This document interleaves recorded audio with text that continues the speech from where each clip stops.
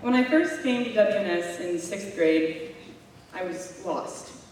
Now, I don't mean mentally or spiritually lost. I mean I was literally physically lost. I was helplessly wandering the halls, trying to make sense of the room numbers that seemed to be in no particular order.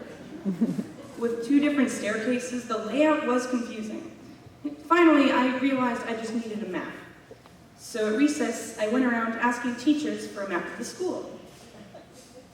You can imagine the looks I got when I asked for a map of a school with 2 buildings consisting of just 10 middle school classrooms and a gym.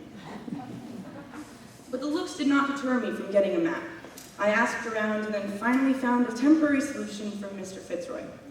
Mr. Fitzroy, I said, I'm Naomi and I'm new here. Do you happen to have a map of the school I could use? He started to laugh at me. Of WNS, no one needs a map to get around this school, what? He said, but if you need help, I think there are emergency exit plans in every room that have maps on them. This was helpful, and every time I left a class, I just checked the emergency plan sheet taped to the wall of the room to make sure I knew where I was going next. The only downside with this was that people thought I was constantly fearing an emergency. But after all this, turns out I never actually needed a map. As the class of 2015, we have made our own map. It is the same map that has directed and guided us to this day at graduation, which is the X that marks the spot. The map is not perfect. It is frayed at the edges and is impossible to fold back up properly once it's been unfolded.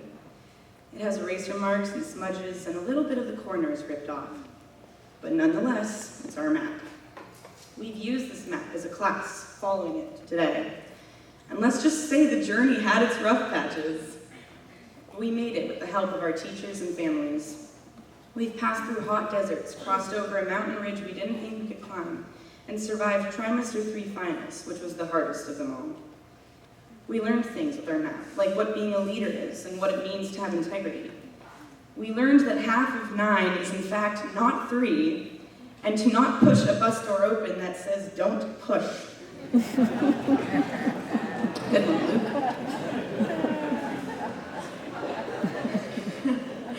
Over time, our map has worn, but it also has become stronger.